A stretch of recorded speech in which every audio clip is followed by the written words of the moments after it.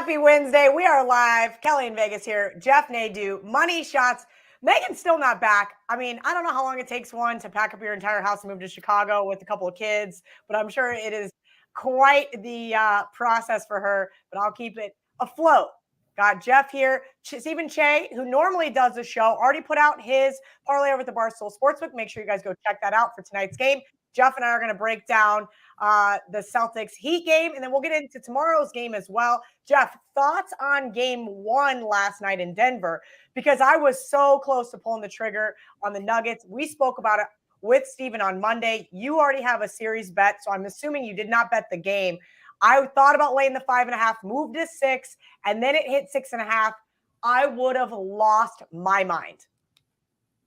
This is the importance, Kelly, of getting the right line, right? Whatever you're playing, because you look at last night, came right down to the wire.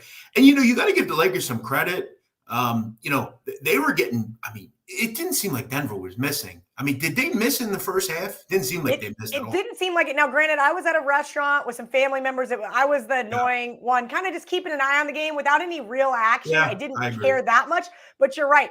Every time I looked up, Denver was banging down another either big three or long two. And it seemed like the Lakers defense, who has been pretty great most of the playoffs, had no answer for them.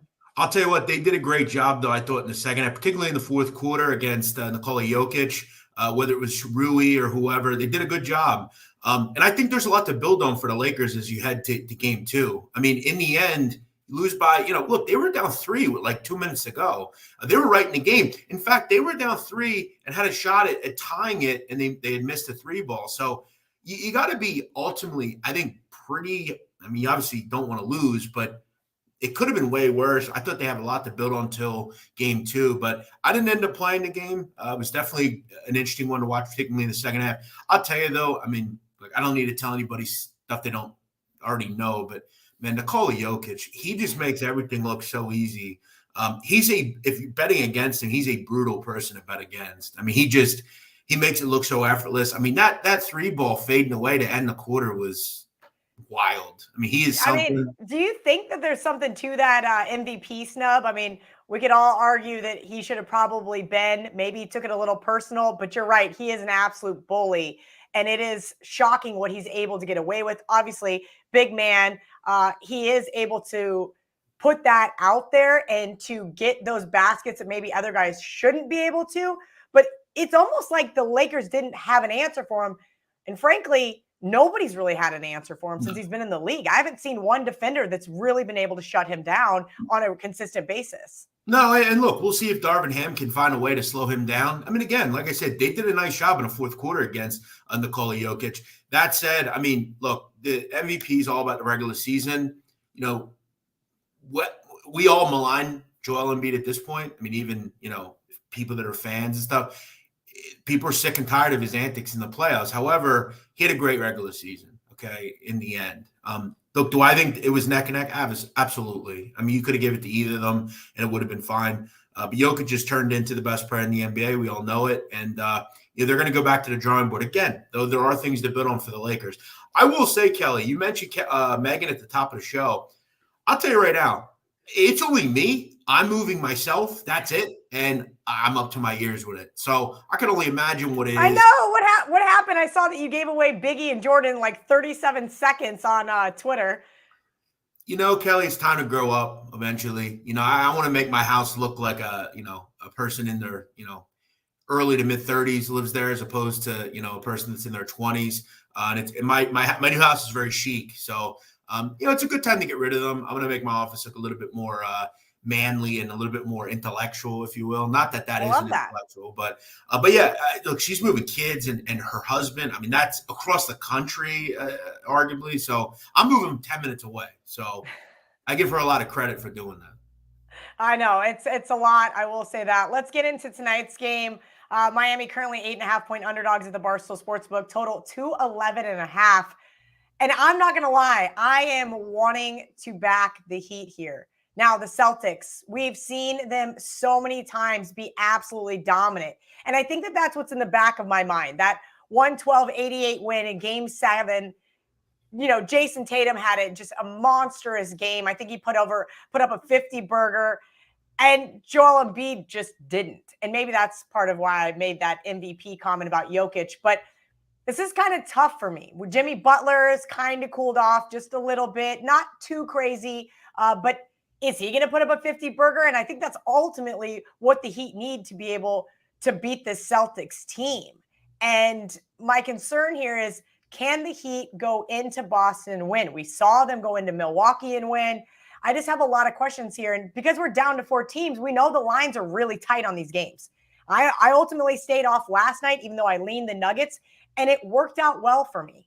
And you're going to see me start to be really selective over this next couple of weeks heading into here, because we know the bookmakers are spending a ton of time on these lines. But at a point in time, I think we may see too much love for the Celtics team, and I think we're almost there.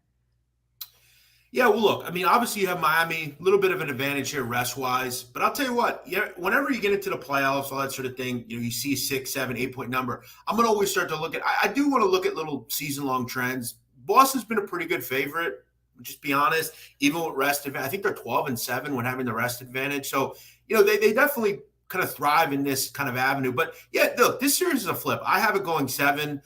You obviously have Jimmy Butler against Jason Tatum.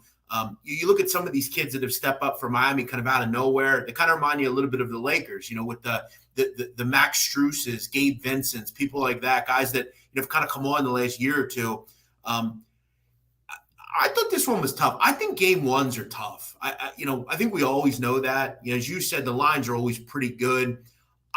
If I had to play it, which I'm not, I would lean with probably taking the points here. I think Boston is a little vulnerable. Obviously, I don't, know what Jimmy Butler you're going to get. But look, generally, you're going to get a very good Jimmy Butler. See the best player in this series? He's right up there, surely. It's all Bam out of bye. You got to rebound the basketball. We saw the Lakers really struggle with that, rebounding the basketball. How many second chance opportunities did Denver get in the first, let's say, 7 or 8 minutes of the game? For me, though, I'm looking at more of, and it's interesting because Steven usually looks at this kind of stuff. I don't know what his play is, but looking at player props here, you look at usage rates, right, with Tatum, guys like Jaylen Brown, Marcus Smart. Jaylen Brown's usage rate is obviously very high. You look at his numbers this year against the Miami Heat, very good. I mean, I'm talking about 30 points a game good. I think he scored 24 or more in 5 straight games against the Miami Heat. You also look at just how much he's playing. I was so surprised. Look, I know Jaylen Brown's a great player, but did anyone realize he was top 10 in scoring this year in the NBA? No. It's kind of come out of nowhere. He's a great player, but I didn't know he was that good a player. I look at him and I kind of say, for a guy that I really just need to get to his average against a team that he's lit up this year, I'm kind of having the arrows go up on Jaylen Brown over 24.5 currently. I think he has a nice game here. He's definitely going to have the minute usage here.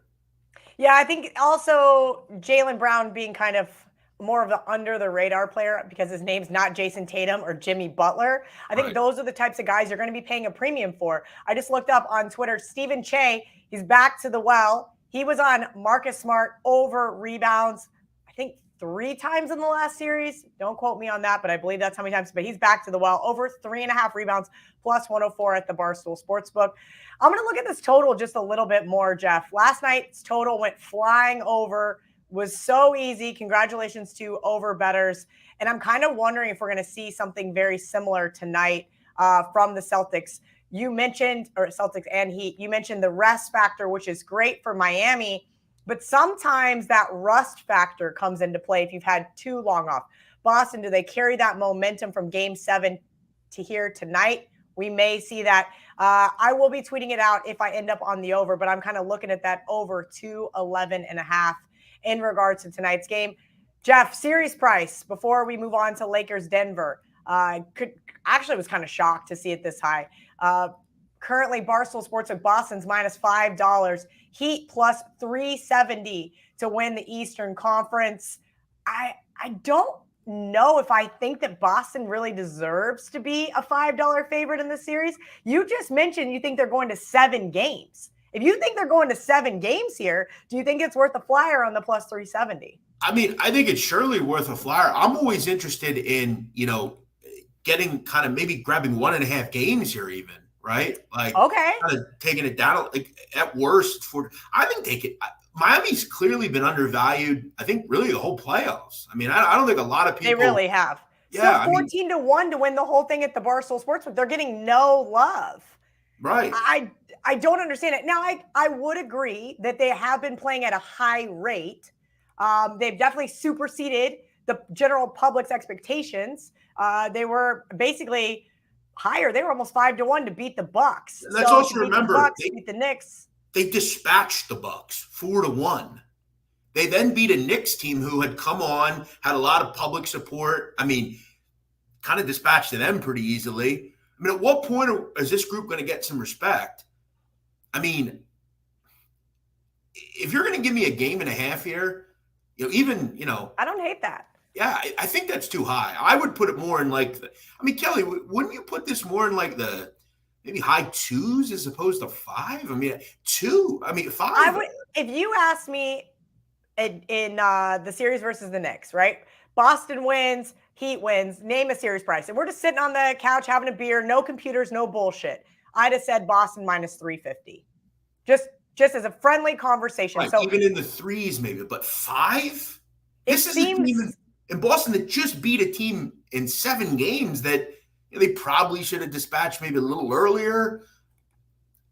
That's high to me, very high. I would have to agree. I'm going to keep an eye out on this one, maybe before game time. Game's down to 8 at the Barstool Sportsbook, but the total has already ticked up to 212. So if I want to get on that, I better be getting on that very soon. Let's move on to tomorrow's game, 8:30 p.m. Eastern. Lakers at Nuggets. 6 is the line again. Total 226.5. That total's been ticked up, and rightfully so. Both of those teams were putting on an offensive clinic last night. You mentioned you thought game ones were tough. If the Nuggets want to win the series, they have to win another game at home. That doesn't mean they're going to cover. But I would think that there's got to be something here where the Lakers defense is getting a little tired, right? The Nuggets, now granted, they had a couple of tough games versus the Sun, but ultimately a very easy series. Lakers took care of last year's champs. I haven't dug really deep into this game just yet. But I thought it was interesting. They just waltzed right back out of 6 and said, here you go, have at it. Again, we go back to what we talked about at the beginning, okay? For as good as Denver played, for as good as Denver shot, for as good as Denver just was, they still only won the game by 6, didn't cover, okay? They out-rebounded the Lakers 47-30, okay? Jokic had, Jokic has great games always, but he had a mammothly good game yesterday, right? A lot of just, didn't get any 50-50 balls, and they still barely lost. If you're going to give me 6 here, I will just assume that you see a better game from LeBron. Not that he didn't have a bad game, but you look at the box score last night from the LA Lakers. Outside of Davis, LeBron, and Reeves, they didn't get anything from anybody. So I guess you get 17 from Hachimura. That's great, but Schroeder needs to be better. I just would assume this is a must-win for the Lakers. It just is. You can't go down 2-0. You're very much behind the 8 ball. I don't need to tell anybody that. I think you have to get the job done here. Again, you made some good adjustments in the second half. I think you have to play the Lakers. It's going to be a massive public side. You know it, and I know it, Kelly. Game 2, I'd expect them to bounce back, steal a game here, and go back to LA 1-1. A couple interesting talking points. Jokic, 4 out of the last 5 games, he's had a triple-double. That's for all you prop bettors out there. But this one was really interesting. LeBron James, 37-13 in game 2. I don't know where I got that. Somebody texted to me earlier, and I thought that was really weird because LA's got to punch Denver in the mouth early. They cannot allow them to put on a clinic for 3 quarters and then decide they're going to finally defend Jokic. Maybe they figured it out in that 4th quarter last night, how to finally shut them down. Can they do it for 4 quarters tomorrow? It's going to be interesting, as you said, must win. To me, those types of narratives are really hard to actually put into fruition here because on the flip side, you've got a team that's won 9 straight home games. So do you go for almost the middle? Do you lay the money line with the Nuggets and take the 6 with the Lakers maybe? They're very good in that betting. Look, Kelly, whether it's basketball and the pros or college, I'm always going to look at, when we're in tournaments or the playoffs, I'm always going to look at what was an outlier for a team, right? So they scored 132 last night. Let's look at some of behind the scenes. Bruce Brown had a huge game. That's not likely to happen again. KCP had 21. He averages, I think, 10. That's likely to not happen again. So there's a lot of outliers. Plus, we got nothing, arguably, outside of from Hachimura from the Lakers bench or other two starters. I just don't know that that's going to happen again. Now, if it does, again, I think the series is over. I think Denver will win the series, and that's what I hope for because I have them. That said, I think game to game, this is a game I would have some interest in betting on from a dog standpoint. And then maybe grabbing the Lakers in game 3, we might get a little less line with. But too many outliers for Denver last night that I don't think will happen again. Very good point. If you guys like the over, I'd suggest betting it now. 226.5 at the Barstool Sportsbook, and I think it's only going to go one way. I may wait to see if it hits that 228.5 mark and come back down to earth. You guys know that I am the contrarian asshole here at the Barstool Sportsbook. I love to do things like that. Jeff, anything else for us? I know quick show today, just 2 games to go over as we're kind of nearing the end of the NBA playoffs here, but any fun announcements besides moving? Yeah. Other Talk With Sit Down Crime Pod? You got a new episode out? Yeah, today. I will say real quick, as customary, we're seeing, why do you have an empty room? I'm moving. Okay, moving. That said, real quick, baseball today. Look, I am selective in baseball. Okay? I try to find a game or two each day that I like. I had Texas last night. I like that. Tonight, look, I know the Mets stink right now. We've seen that. Frank the Tank's going crazy per usual. I think they're in last place.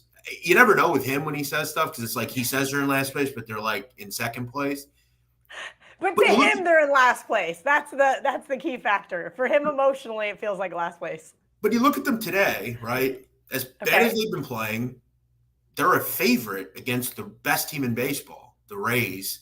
Kota Senga's pitching, he's not been good. His analytics are, he's kind of the pitcher that he's shown in his ERA and things like that. His FanGraphs are slightly higher, but look, I could make the case they probably have the pitching advantage in this game. Bullpens are a wash for the most part. Now, obviously, Tampa Bay has a much better lineup, but the question we have here today, Kelly, is why are they a favorite? And this has been bet up. Early money came in, took the Mets. I think the Mets get off the schneid and get a win today. I do. Do I think they're going to win this series or win another game against this team? Probably not. They're not very good right now, but I think the Mets find a way to win. You have to sometimes be willing to go against. Look, the baseball's a hard daily grind. It's middle of the week. I like the Mets here. Yeah, I mean, this is somebody who admittedly never handicapped baseball. I've been doing a few more baseball shows. I've enjoyed the speed and pace of play and being able to watch some baseball games now with the pitch clock and kind of the extra inning rules. A couple things I noticed this year in my close proximity to the Rays, and all of a sudden we have all these Rays fans because they're good again, even though the Trop is an absolute dump.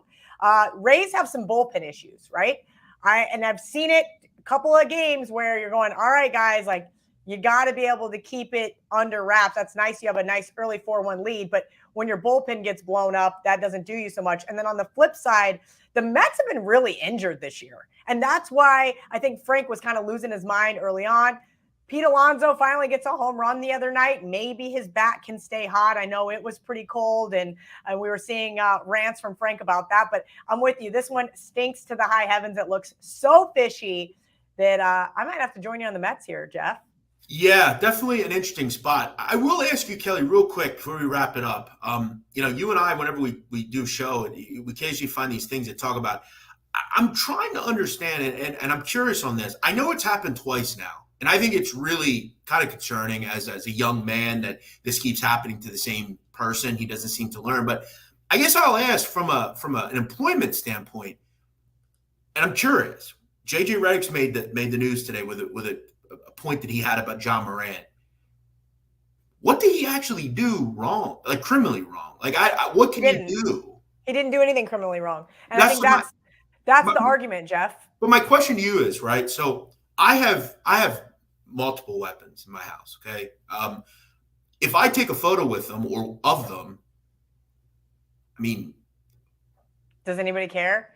No, it No, doesn't. they Now, don't. I get from an ethical standpoint and from the brand you represent, and I guess from the league you are in, is that like in the contract? Does it say you cannot explicitly show weapons in social like?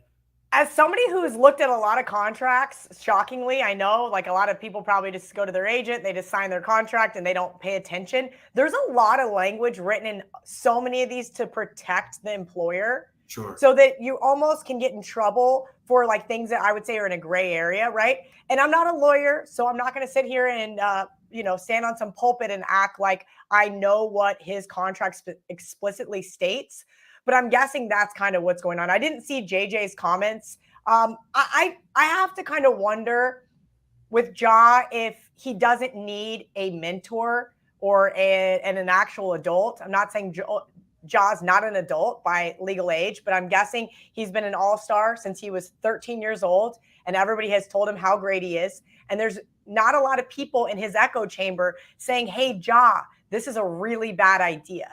I'm with you. I'm from Kansas. I grew up hunting and fishing, and that's why Sydney Wells and I get along so well together, because we have that same background as to understanding that. But I also took a lot of classes, and my dad made explicitly clear instructions. You are not to do X, Y, and Z. You are not to brandish a firearm, which, depending on your state, is and could be illegal, right? Now, granted, I believe he was sitting in his own driveway or in front of his house or in front of his buddy's house, wherever he was, and they're on IG Live.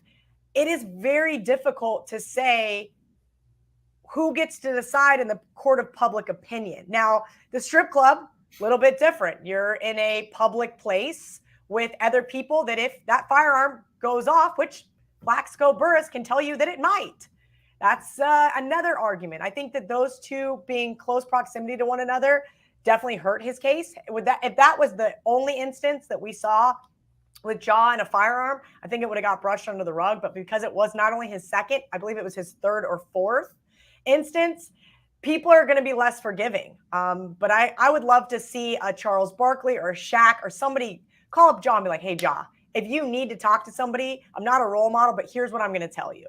But here's what I'll say, okay, real quick. Gilbert Arenas literally brought weapons into the arena. And many people believe that he was threatened in the locker room with guns drawn on him and Crittenden when they did that. He played the next season. Okay. Like, I'm just curious at what I'm really interested in what they're going to do here, because I think Gilbert Arenas would be an interesting person for him to talk to. Gilbert Arenas dealt with this. And Gilbert Arenas has, turned his life around, and he's, out of the league and doing his own thing now. You're right, though. I mean, this is the problem with a lot of young people. They do not have the right people around them, and the only people that are around them are negative magnets that don't care about them and just want to get clout off of it. So it's really concerning that it keeps happening. But I'm just curious what you could actually do. I don't know. I mean, obviously, I don't know if he was in Tennessee. I'm guessing that's where he was. If they said he was at his home, so that there's Tennessee state laws, and then each team is going to have their own rules and regulations, and then the NBA as a whole is going to have theirs. So I think I'm curious to see how this one all plays out. But I guess we'll see for Ja. I mean, again, I'd love to see him, take some accountability outside of a PR guy writing him a thing on his notes for Twitter. I mean, actually, like, stand up and tell us, like, hey, listen, fuck you guys. I'm going to do whatever I want, or actually apologize. Like and don't do it again. I think that's a big thing. You can put out an apology all you want, but if you do it again, right, you keep doing it, right? It's kind of one of those things. So it's really interesting. He may never learn, I hope that he really doesn't have to learn the real hard way, because we've seen some guys permanently maim themselves, harm others. And I think that a big problem is that there needs to be some more accountability and responsibility for one's actions. And I don't know if we're going to get it. If he lives in today's society with all the resources there are, go on YouTube. You can watch people literally talk about they gave 20 years of their life to nonsense and they wish they could change it again. How many times you need to hear this? You know what I've learned, Kelly, and what I do with the sit down? Everybody wants to be a gangster until it's time to be a gangster. And then do you think, and I'm not accusing you or anybody in particular, do you think we've kind of glorified maybe that lifestyle a little too much? Well, I hear that all the time from a lot of people. You glorify the mob, you glorify these Oh, I'm criminals. not saying you No, specifically. I no. think it's so interesting. I think it's an interesting point. I really look at it more as like awareness as to this is what's actually going on. I try to make it clear that these are not people that you should be looking up to. People tell me all the time, why don't you have mobsters on your wall? Because I don't want them on my wall, quite frankly. Yeah, I think that's a pervasive problem, surely. I mean, but I think you could make the same case to films, right, or television. And this is something we heard, throughout history. When there's a school shooting, you blame it on rap music or video games or whatever. But when you're a grown adult like he is, yeah, you need more mentors. And maybe the NBA, I'm not blaming them for this, surely, but maybe they need to come up with some sort of, this is something nowadays we have to start to kind of hammer into these kids' heads. You got to watch who you're hanging out with. You got to watch who you're around. You got to watch what you can and can't do on social media. To just give these kids millions of dollars and say, here, you're on your own. Even to the point, Kelly, of watching who you're involved with sexually, things like that, where you're going to have to pay, to a woman 20 years out of your life because of one bad mistake. You got to watch all this stuff. And it's just like a primer course would be cool, I think, for a lot of these Yeah, kids. I would agree with that. I mean, I know the NFL does some very minor things like that, but there should be, and maybe it's not even just the league. Maybe it should just be society in general, that we give finance courses, that we give, life courses about okay, maybe you grew up in a shitty situation, but here's the resources that you can use to better your life, instead of, like you said, being a gangster. Just because you're from South Philly doesn't mean you need to, do everything that everybody else is doing. And I've had so many people tell me, like, oh, I was the square of my family. And I look at things like that and I'm like, you were the square, and you read these things, and people come out of precarious situations and bad situations all the time, and they make it. I think that that's kind of something that we need to say, like, hey, you've made it. You're, like you said, you're getting paid millions of dollars to play a sport that you love. Why would you do anything to jeopardize it? Ja Morant makes $33 million a year. If you're so worried about your security, and when you hire one, yeah, you could literally hire whoever you want. And if you want a gun, you're fully at right to that. It's Second Amendment. But I don't think put it on the internet. There was a road rage shooting right down the street last night, and I was at the gym this morning, and my trainer asked me, and she said, Cal, aren't you scared? And I go, no, I don't carry in my car. Are you kidding me? That's the last thing I want to do. I go, maybe I need to stop flipping people off as much, or letting people cut me off instead of not allowing them to. But it's crazy. I mean, we're living in a very not safe world. But I think a lot of it. I have a driver. I have a security guard. I'm rolling around in style. Never once am I going to be the guy driving or doing any of that stuff. But a lot of the problems that I've noticed with society is stupidity. They don't understand what you can and can't do. My advice would be on anything you have concern about, you don't understand, research it. Understand the laws of what you can and can't do with a firearm. You shouldn't be handling a gun if you don't know how to handle a gun. Absolutely. You know what I'm saying? It's pretty 1,000%. easy. But these people have no excuse. They have millions of dollars and could literally buy whatever they want. It's no different than why an NFL quarterback gets a DUI, right? Bro, you don't have a driver.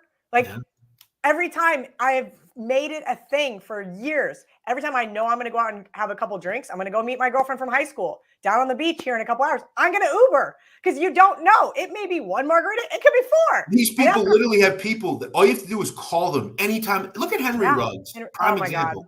God. That is just such a tragic, what happened to that woman is just, it just should have never happened.